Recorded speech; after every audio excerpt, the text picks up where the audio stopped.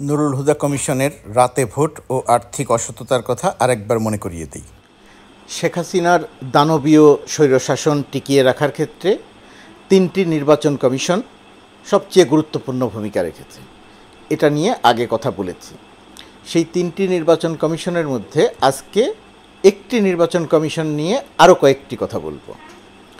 নুরুল হুদার নির্বাচন কমিশন 2018 সালের নির্বাচন যারা করেছিল, রাতে ভোটের নির্বাচন যারা করেছিল, সেই নুরুল হুদার নির্বাচন কমিশন বাংলাদেশের ইতিহাসের প্রথম নির্বাচন কমিশন যারা খুব বড় রকমের আর্থিক অসততার সঙ্গে জড়িত ছিল। আরও সরাসরি বললে দুর্নীতির সঙ্গে সম্পৃক্ত হয়েছিল, অনৈতিক কর্মকাণ্ডের সঙ্গে সম্পৃক্ত হয়েছিল। কিভাবে হয়েছিল চলেন আমরা পুরনো সংবাদ একটু দেখে তারপরে আসি আলোচনা। সেই সময়ের প্রথম আলো এই প্রতিবেদনগুলো উল্লেখ করেছিল। এখানে দেখানো হয়েছিল কোন প্রক্রিয়াতে নুরুল হুদা কমিশন রাষ্ট্রীয় টাকা নিজেরা ভাগবাটোয়ারা করে নিয়েছিল এবং কত অন্যায় এবং অনৈতিক কর্মকাণ্ডগুলো করেছিল। এখানে বলা হয়েছিল যে আগের নির্বাচন কমিশনে যারা ছিলেন ব্রিগেডিয়ার সাখাওয়াত সহ তারা টাকা নেননি, কিন্তু হুদা কমিশন টাকা নিয়েছিল। এখানে মানে আইনের চেয়েও অনৈতিক অবস্থা বেশি ছিল সেই কথা বলা হয়েছিল। সেই কথাগুলো যদিও গুরুত্ব দিয়ে করা হয়নি, বিশেষ বক্তা 18 দিনে 520 জায়গায় মানে এক এক দিনে 14 জায়গায় কথা বলেছেন। প্রশিক্ষণের নামে লুটপাট করা হয়েছিল। নির্বাচন কমিশনের সাধারণ কাজকেও এরা অর্থ নেয়ার উপায় করেছিল। এই হচ্ছে হেলাল উদ্দিন, নির্বাচন কমিশনের সচিব ছিলেন, স্থানীয় সরকার মন্ত্রণালয়ের সচিব হয়েছিলেন, এখনও তিনি কোনো একটা জায়গার সচিব সম্ভবত। এই যে নুরুল হুদা কমিশনের যে চিত্রটি আপনারা দেখলেন, এটা তো খুব সংক্ষেপে দেখানো হলো। নুরুল হুদা কমিশনের নুরুল হুদা ছিলেন প্রধান নির্বাচন কমিশনার। এই নুরুল হুদা কমিশনের একজন মাত্র কমিশনার ছিলেন মাহবুব তালুকদার। তিনি একা ফাইট করে গেছেন পুরোটা সময়। তিনি প্রাণপণে চেয়েছেন একটা সুষ্ঠু নির্বাচন হোক, তিনি প্রাণপণে চেয়েছেন নির্বাচনটি রাতে না হোক, তিনি প্রাণপণে চেয়েছেন যে জনরোষ বা জনবিক্ষুব্ধতা যেন আমাদের উপরে না পড়ে, তিনি প্রাণপণে চেয়েছেন নির্বাচন কমিশনের মান ইজ্জতটা একটু হলেও থাকুক। কিন্তু নুরুল হুদা সহ অন্য নির্বাচন কমিশনার 3-4জন নির্বাচন কমিশনার এই দিকে তাদের কখনোই তাকাতে হয়নি, কখনোই তারা তাকাননি। না তাকিয়ে তারা কি করেছেন, 2018 সালের নির্বাচনটি একেবারে সরকারের জন্য অবাধ করে দিয়েছেন। সরকারের জন্য অবাধ করে দিয়েছেন। সেই নির্বাচনে বিএনপি অংশ নিয়েছিল, বিএনপি জোট। অংশ নেওয়ার কারণে সরকারের ভেতরে, শেখ হাসিনার ভেতরে একটা আতঙ্ক তৈরি হয়েছিল। যদি মানুষ ভোট দিতে আসে, যদি মানুষ ভোট দেয় তাহলে তিনি পরাজিত হবেন। সেই কারণে তিনি আমলাতন্ত্রকে ব্যবহার করে এবং পুলিশকে ব্যবহার করে, পুলিশ এবং আমলাতন্ত্র, বেসামরিক আমলাতন্ত্র এবং পুলিশ এবং যুবলীগ, ছাত্রলীগ, আওয়ামী লীগের ক্যাডারদের ব্যবহার করে রাতের বেলায় সিদ্ধান্ত নিয়েছিলেন যে রাতের বেলায় ব্যালট বাক্সে কমপক্ষে 30% ভোট ঢুকিয়ে রাখা হবে।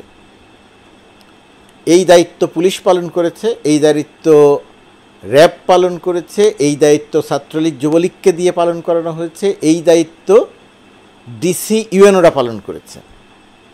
এটা করতে গিয়ে যেটা হয়েছিল যে নিজেদের মধ্যে একটা প্রতিযোগিতা তৈরি হয়েছিল যে কে কার চেয়ে বেশি ভালো পারফরমেন্স দেখাবে।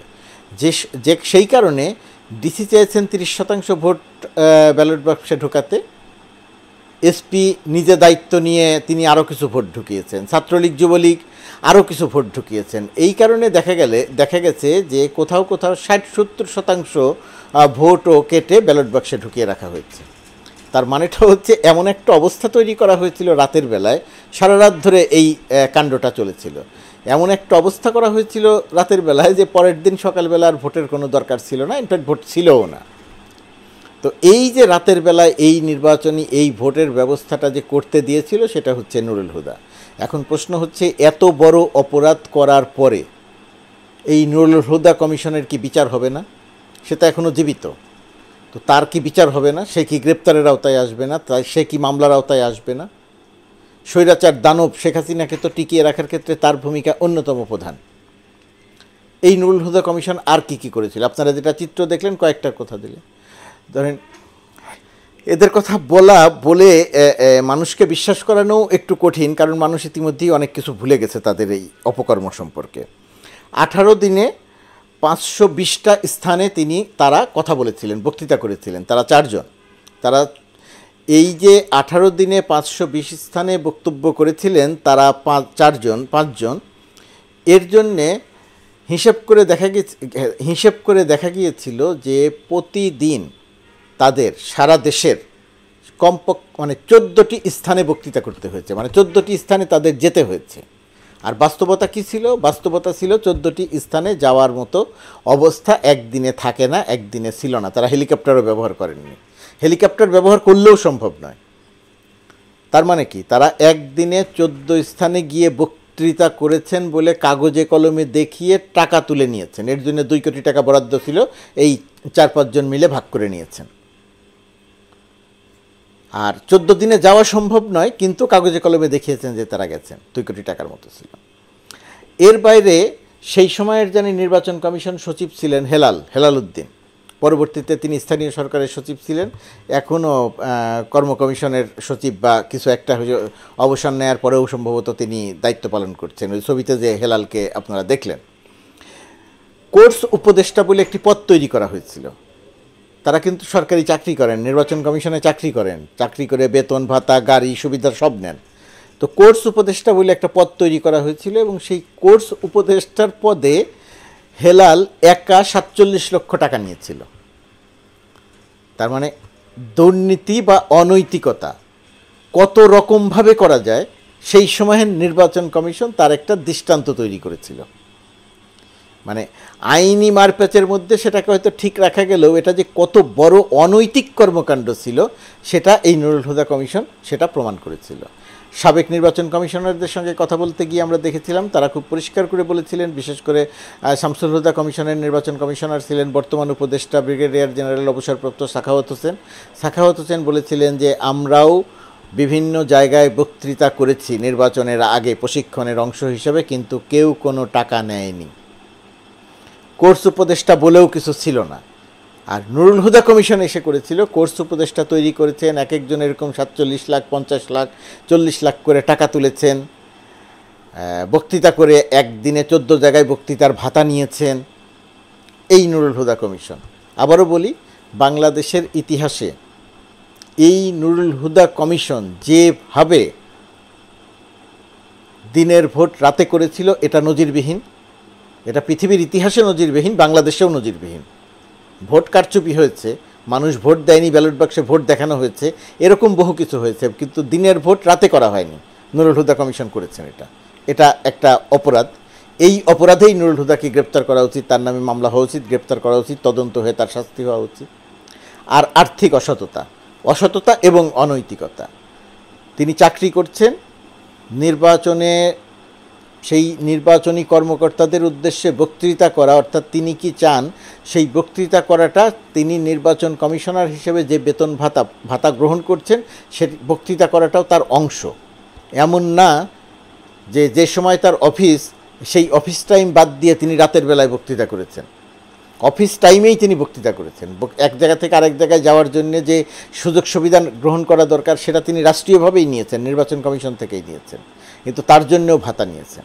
কোর্স উপদেষ্টা তৈরি করেছেন প্রশিক্ষণের জন্যে, সেটাও হয়েছে নির্বাচন তাদের যে কাজের যে সময় অফিসিয়াল যে টাইম সেই টাইমের মধ্যেই, কিন্তু তার জন্যও তারা টাকা নিয়েছেন এক একজন 30-40 লাখ। একজন সচিব নিজেই নিয়েছেন 47 লাখ টাকা। তো এই যে অনিয়ম, অন্যায়, অনৈতিকতা, দুর্নীতি, আর্থিক অসততা, রাতে ভোট, এই সমস্ত ঘটনা ঘটিয়ে বাংলাদেশের নির্বাচনী ব্যবস্থাটাকে সম্পূর্ণরূপে ধ্বংস করে দিয়ে যাওয়ার ক্ষেত্রে নুরুল হুদা কমিশন অন্যতম প্রধান অপরাধের ভূমিকা পালন করেছে।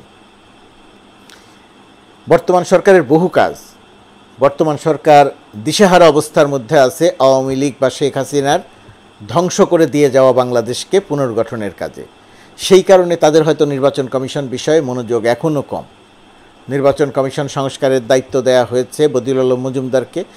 আমি যে কথাগুলো বললাম এই কথাগুলো বদিউল আলম মজুমদার আরও ভালো জানেন, কারণ তিনি এই সমস্ত বহু তথ্য উদ্ঘাটন করেছেন তিনি সুজনের পক্ষ থেকে।